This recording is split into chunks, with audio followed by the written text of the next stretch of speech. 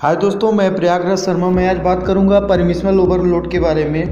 Actually में दोस्तों क्या होता है कि जब हम पाइल की टेस्टिंग करते हैं तो पाइल ग्रुप जो रहता है, तो एक पाइल ग्रुप से संबंधित पाइल पर यदि रूटीन टेस्ट करते समय यदि पाइल कैपेसिटी में कमी पाई जाती है, यदि उसकी पाइल कैपेसिटी जो है वो नहीं आ रही है पाइल की कैपेसिटी, तो उस समय क्या करना है हमको पाइल का सेटलमेंट क्राइटेरिया।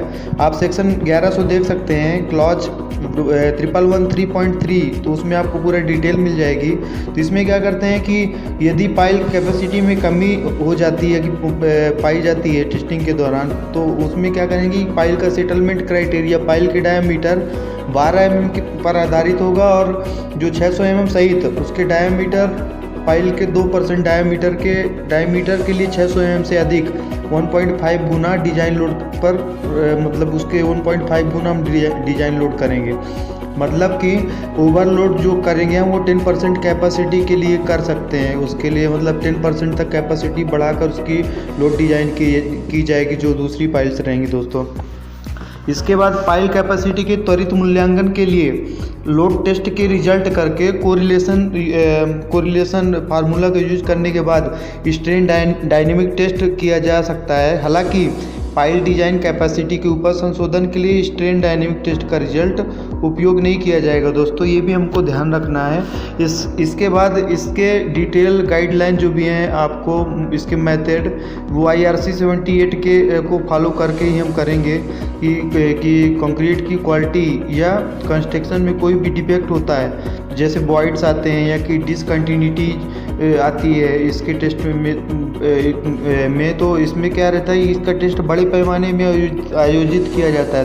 तो इससे संबंधित जो भी जानकारी है आपको, तो डिटेल गाइडलाइंस वो IRC 78 में देखेंगे दोस्तों, और उसके दिए गए डिटेल गाइडलाइंस को फॉलो करते हुए हम इस टेस्ट को करते हैं। और इसमें जो डिजाइन करेंगे उस परमिशनल ओवरलोड के लिए पाइल की, तो उसके IRC 78 के अकॉर्डिंग ही करेंगे, ये भी हमको ध्यान देना है।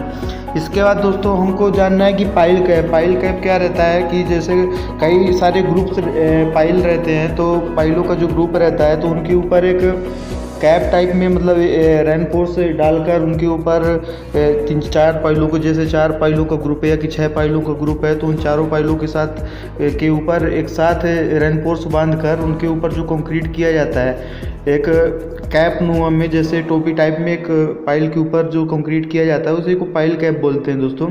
जिसमें क्या रहता है, कास्टिंग ऑफ पाइल कैप जब तक इसका कार्यात्मक रूप से लो वाटर लेवल स्तर से नीचे की आवश्यकता ना हो। मतलब इसमें क्या रहता है कि जब तक इसमें लो वाटर लेवल जो है उसके स्तर से नीचे की आवश्यकता ना हो, तो पाइल कैप की कास्टिंग जो है वो लो वाटर लेवल से हाई लेवल पर होनी चाहिए, मतलब नीचे से ऊपर तक की होनी चाहिए। यदि वहाँ वाटर की समस्या है, वाटर लेवल जो है यदि पास में है, तो उसमें क्या है कि हमको लो वाटर लेवल से हाई वाटर लेवल पर इसकी पाइल कैपिंग की जानी चाहिए दोस्तों। इसके बाद ऐसे केस में हमको क्या करना है कि सबसे पहले तो डिवाइडरिंग किया जाना चाहिए, ताकि वहाँ की सतह जो ड्राई हो जाए, और ड्राई कंडीशन में हमको कंक्रीट करना है दोस्तों, ये भी ध्यान देना है। रेनफोर्स बांधकर उसके ऊपर कंक्रीट किया जाता है। और पाइल ग्रुप में सबसे बाहरी पाइल के बाहरी फेस में, पाइल ग्रुप के सबसे बाहरी पाइल के मतलब उसके बाहर वाली जो पाइल्स रहती हैं, तो उसमें 150 mm तक की मिनिमम ऑफसेट दिया जाएगा दोस्तों। ये भी ध्यान देना है कि हमको 150 mm तक मिनिमम इसमें ऑफसेट देंगे।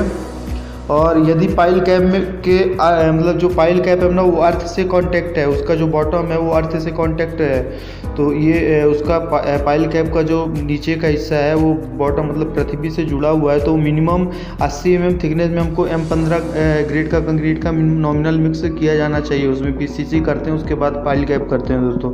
ये भी ध्यान देना हमको, यदि वो उसका बॉटम यदि नीचे तक है तो।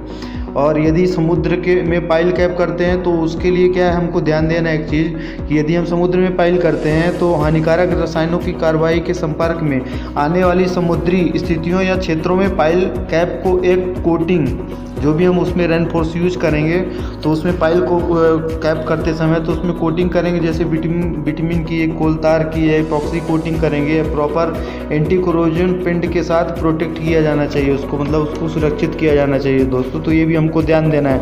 और जब भी हम समुद्र में काम करते हैं कंक्रीट का, पाइलिंग का, पाइल कैप का, तो उसमें high aluminium high alumina cement का यूज नहीं करना है दोस्तों मैराइन इन्वायरमेंट में, ये भी हमको ध्यान देना है। कंक्रीट मिक्स में हाई एल्यूमिना सीमेंट का यूज नहीं करना है। और लोड और फोर्स जो ट्रांसफ़र होता है पाइल कैप से नीचे की ओर सभी पाइलों में, तो उसका जो हेड है वो अटैचमेंट होना चाहिए सभी से, उसका हेड जो है सभी पाइलों से अटैचमेंट होना चाहिए।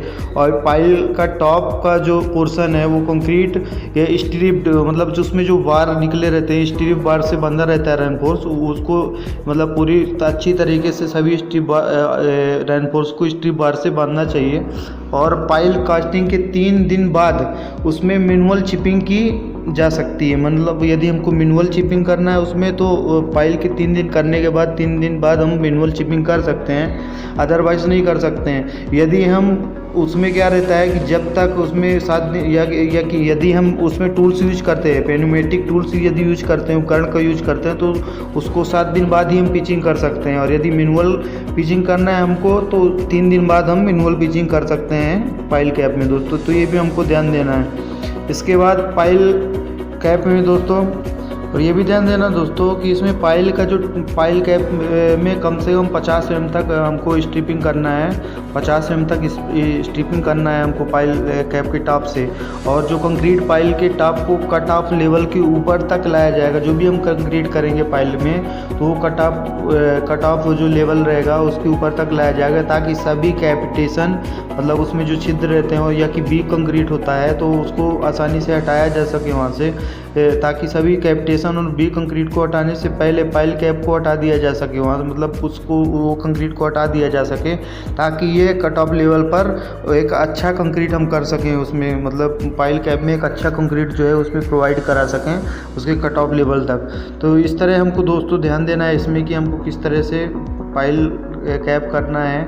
और जो इसमें हम डायनेमिक टेस्ट भी करते हैं, तो वो डायनेमिक टेस्ट भी हमको किस तरह करना है, तो इसके बारे में वीडियो बनाऊंगा कि जैसे क्या रहता है कि जैसे पाइल कैपेसिटी के त्वरित मूल्यांकन के लिए जो लोड टेस्ट करते हैं और रिजल्ट करके उसमें कोरिलेशन यूज करने के बाद मतलब इसमें स्ट्रेन डायनेमिक टेस्ट किया जाता है। तो उसके बारे में डायनेमिक टेस्ट के बारे में मैं पहले इसमें जो बात बता चुका हूँ कि उसमें लिखा हुआ है कि पाइल डिजाइन कैपेसिटी के ऊपर संशोधन के लिए स्ट्रेन डायनेमिक टेस्ट का रिजल्ट उपयोग नहीं किया जाएगा इसमें, जो भी रिजल्ट आएगा। और जो हम डायनेमिक टेस्ट करते हैं वो IRC 78 के अकॉर्डिंग करते हैं। और डायनेमिक टेस्ट करना बहुत ज़रूरी रहता है। उसमें हम डिफ्लेक्शन देखते हैं, उसका सेटलमेंट देखते हैं पाइल का कि वो नीचे कितना सेटलमेंट हो रही है। ऊपर से लोड लगाते हैं और उसमें छोड़ते हैं, हैमर छोड़ते हैं ऊपर से लोड बेड का, और देखते हैं कितना सेटलमेंट हो रहा है। थैंक यू दोस्तों, उम्मीद है वीडियो